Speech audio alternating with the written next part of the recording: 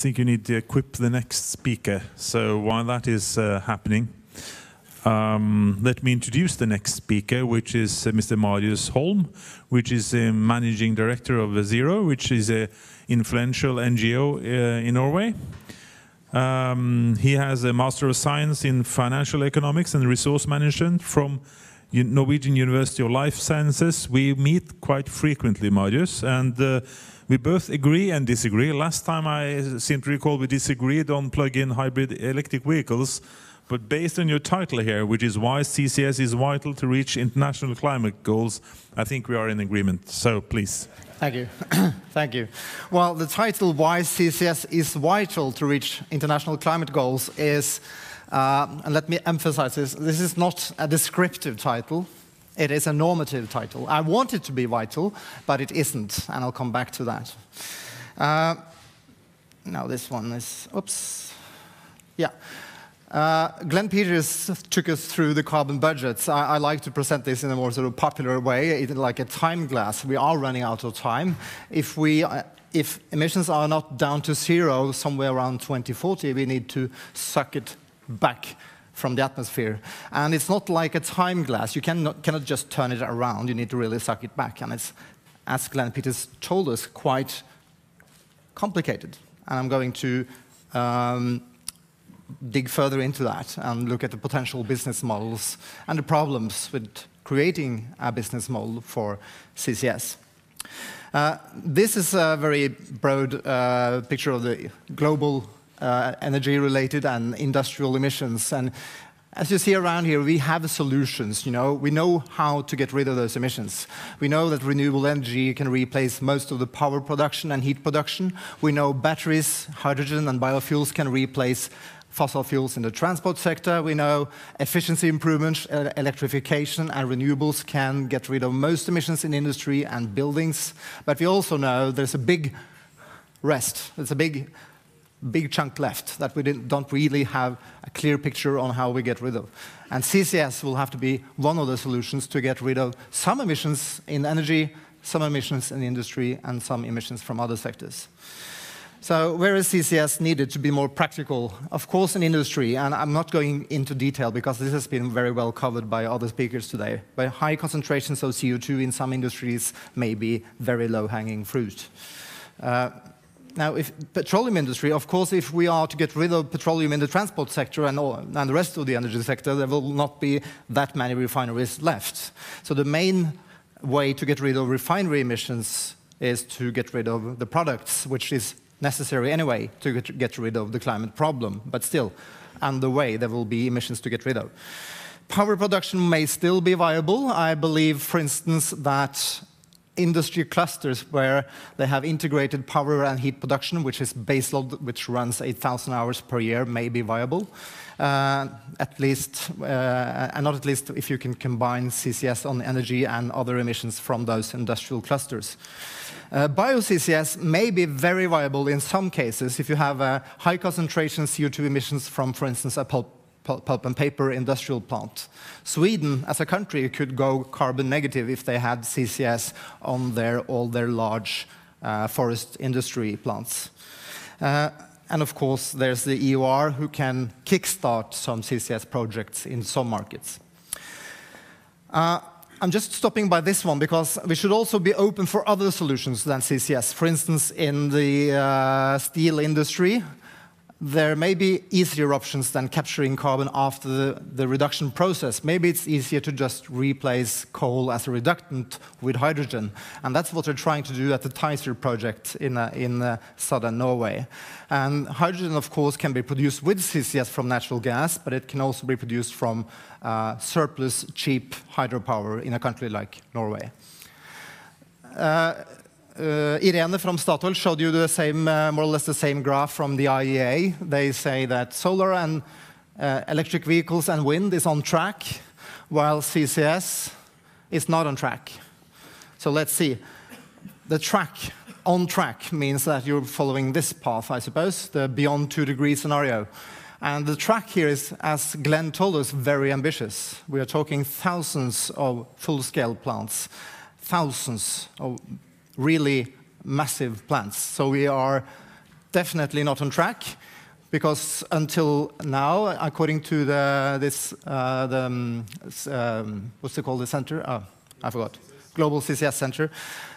We are capturing somewhere in the scale of 40 million tons per year, which is less than, I mean, if you look at solar and wind, the capacity of solar and wind added in 2016 alone will remove something in the range of 200 million tons per year.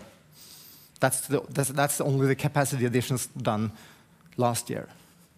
So so how IEA believes solar and wind is on track, and this is how they assume in their best scenario that solar and wind will develop.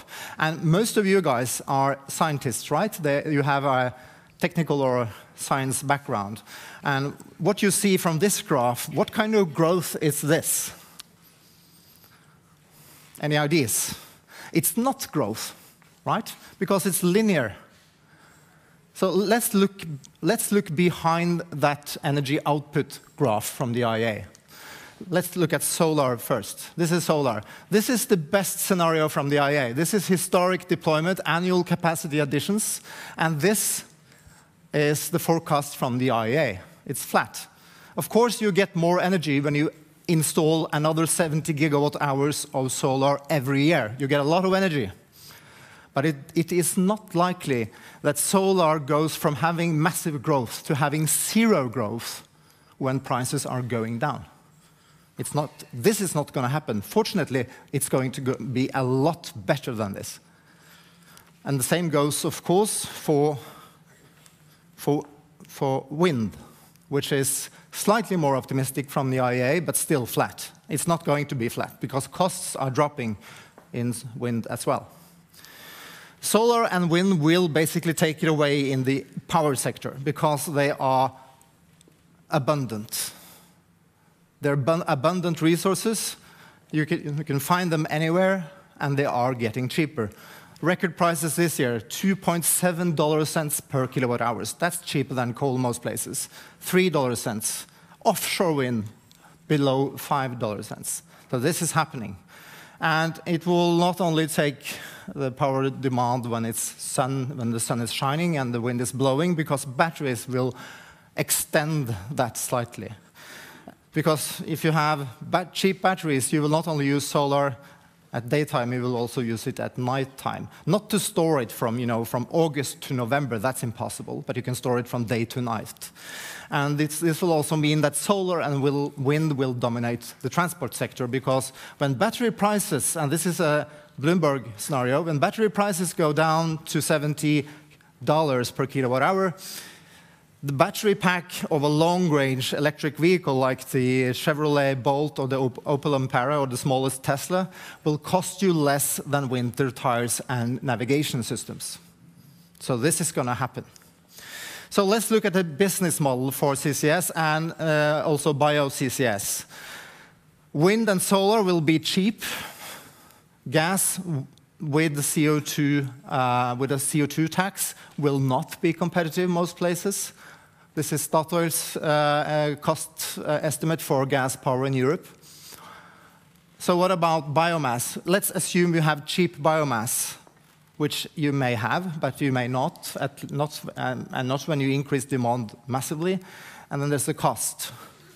Of course, this cost may be a lot lower, but the problem with when you want to have a business model for this, let's say you have an emission trading system like we have in Europe. What will happen? What could make emission prices go up to that kind of levels? Well, before you get that kind of levels, you will have to be completely. You have to get rid of the whole coal industry, because as long as there is coal power left to get rid of, solar and wind will do that. Solar and wind will push coal out and reduce demand for emission permits, so emissions permits will remain cheap for another couple of decades. So if you look at potential cost reductions, because of course this is a high cost, maybe it's a lot cheaper, both with biomass or with fossil fuels. It may get a lot cheaper, but still, you have, the difference. If you look at cost reductions in solar and wind, they are basically here and here. Solar and wind and batteries are gadgets. And the dynamics of gadgets is that when demand increases, they don't get more expensive, like oil. They get cheaper because of scale, because of learning curves and incremental improvements. And they will continue to get cheaper because there's no scarce resources involved in solar panels. Not that can't be replaced with something else, at least. So how about cost reductions in CCS? Well, of course, they will drop.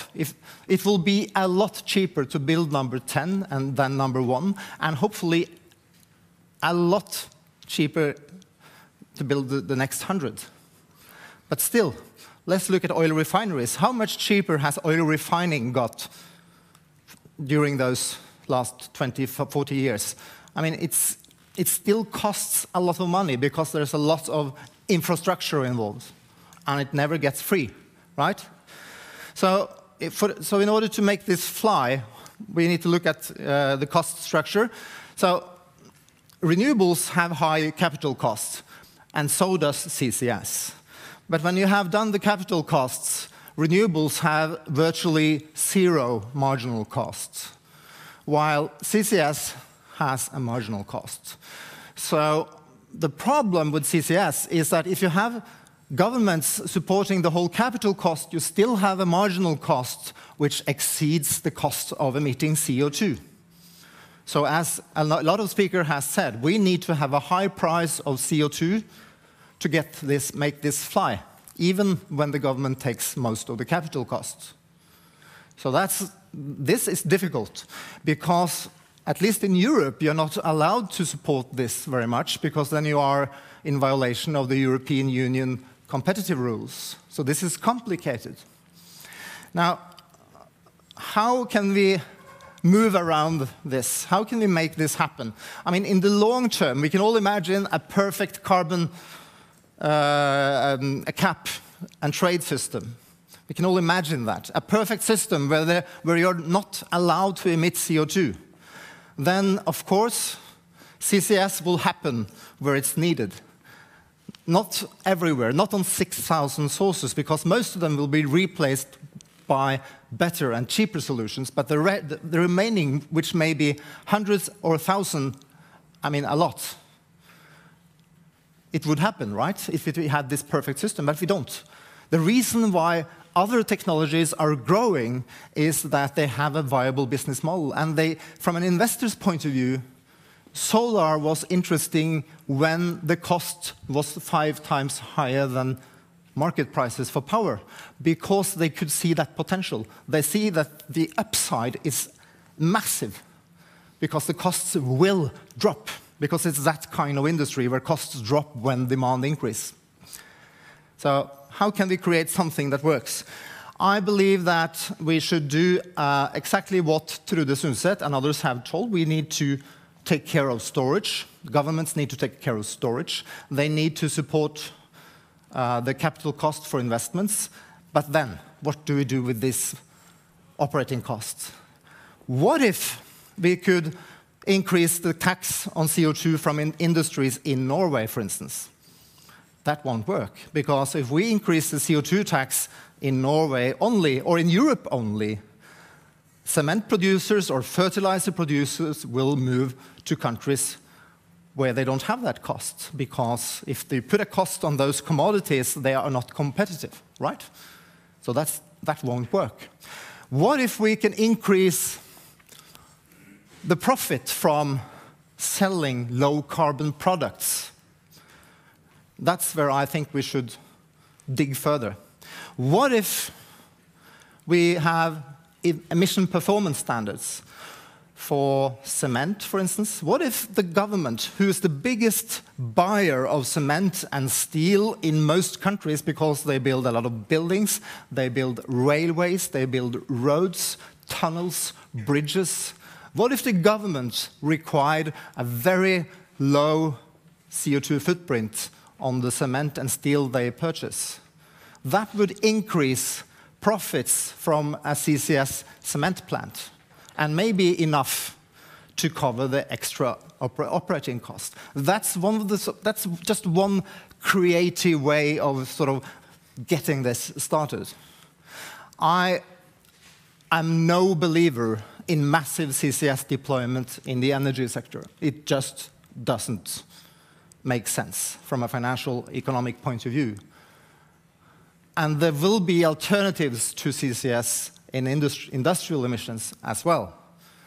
But there's no way around having a very large deployment of CCS to reach climate goals.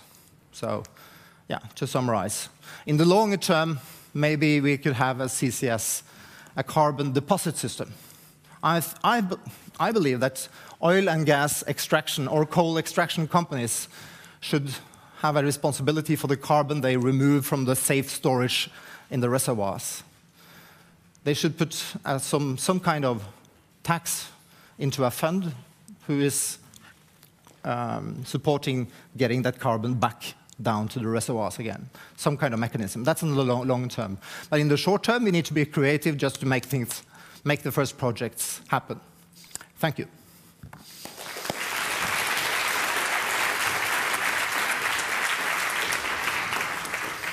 Thank you, Marius. Are there any questions for Marius? I got one question here from an SMS saying, how do you assess CCS if we get drastic cost reductions? Well, that's my point exactly, is that the market will make its picks. So if CCS is competitive under various regimes, it will of course happen to a much larger extent. But the problem is that you don't have the dynamic with you, because the cost will never go down, to zero. Or I mean, the abatement cost, the mitigation cost of electric vehicles and solar is going down and becoming negative because it's becoming cheaper than unabated coal, which means there's no abatement cost, there's an abatement profit. And you won't have that with CCS unless you have a very profitable way of using the carbon for some kind of product or EOR. I guess we could go on with discussion about, because you don't count on the system costs when you talk about the wind and solar, for instance. So there are many facets. Yeah, the system cost of solar and wind will be massive. Yeah, the system cost will be massive if we maintain the current system. But the whole energy system will change. So the costs are not comparable. But is there there is a question from Tore, I see. Can I have one before lunch?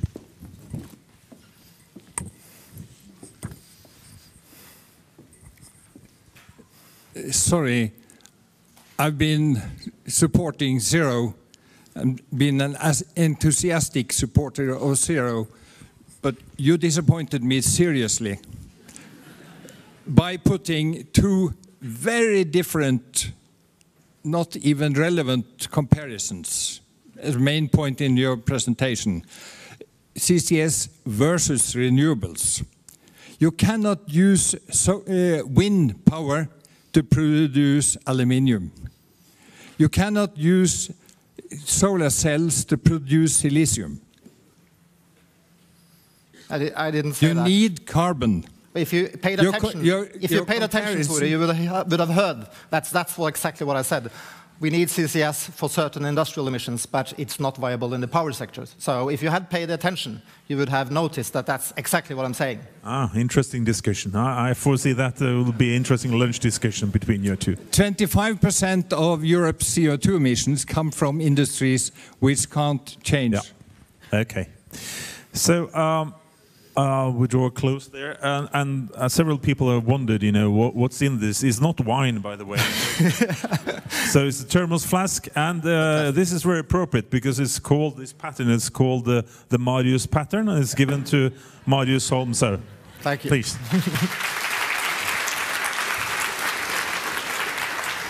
So that concludes the plenaries for today and the keynotes. There is lunch. Look in the program where it is, and be sure to be at the sessions at 1 o'clock sharp in different lecture halls. Thank you very much.